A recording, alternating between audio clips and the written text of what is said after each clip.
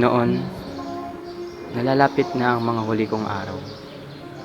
Masaya ako na tumanda akong kumpleto ang pagkatao at walang pinagsisisihan sa aking nakaraan.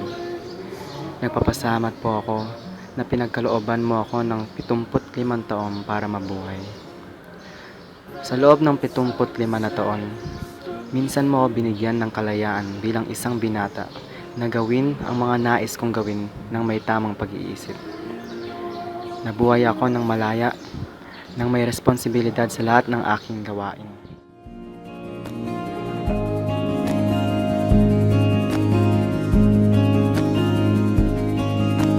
Straight above the highway,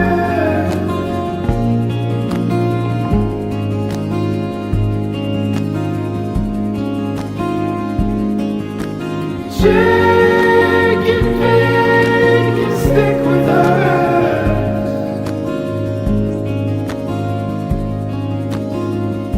but I could see for miles, miles, miles.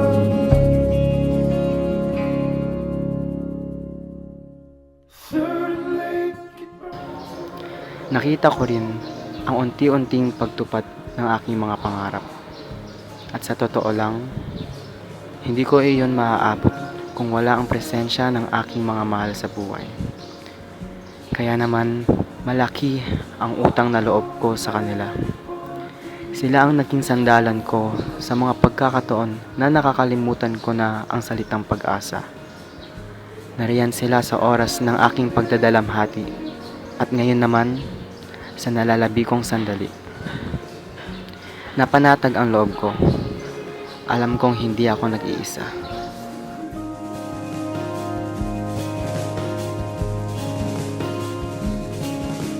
Enough for me, it's enough for me.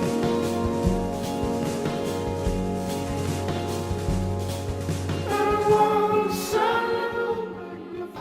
Maraming salamat dahil binigyan niyo po ako ng pagkakataon na maiabot ang tulong at serbisyo ko sa mga taong nangangailangan nito.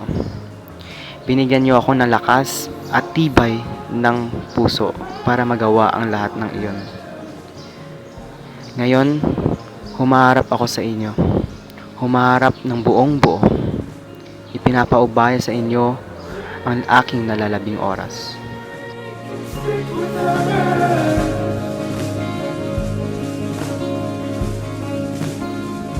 I could see for miles, miles, miles.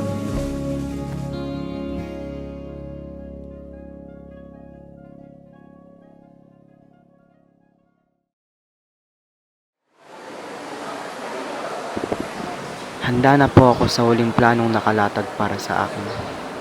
Handa na po ako. Wala na akong hihilingin pa kundi ang marating ang kapayapaan sa inyong piling. Panginoon ko, maraming salamat.